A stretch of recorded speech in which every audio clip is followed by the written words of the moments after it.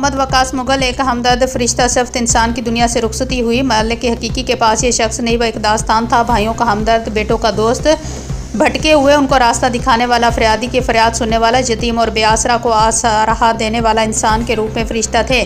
نام doctor Rana Shamshad Ahmad Khan of تتلے علی راجپوت برادری کا ایک ثبوت جو اپنی برادری کے لیے فخر کا ایک نام تھا۔ اللہ نے ایک بڑے ظرف کا مالک بنایا تھا۔ ہم نے سنا ہے کہ انسان مر کے نہیں مرتا جب اس کا کردار زندہ رہے، اس کا ظرف زندہ رہے۔ یہ تمام خوبیاں جو میں نہیں بیان کر سکتا یہ ان کے اہل تھے۔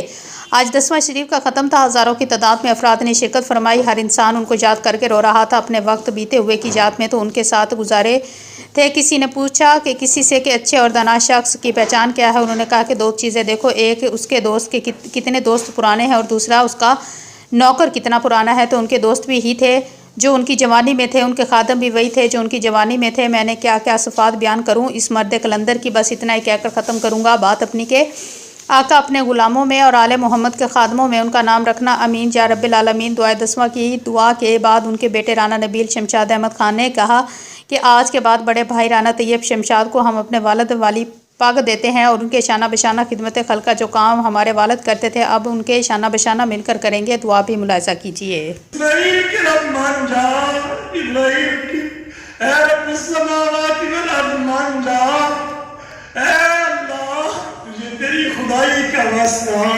اللہ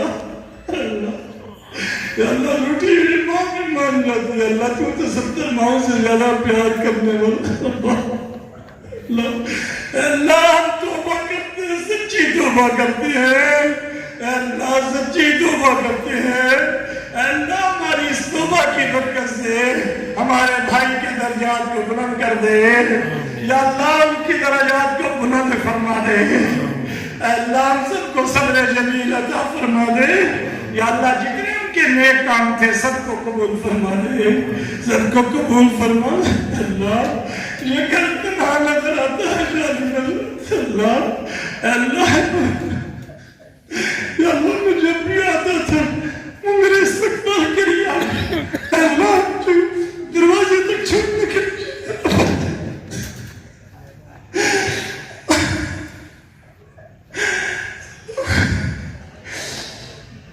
ربا تو معاف فرما دے، ربا معاف فرما دے،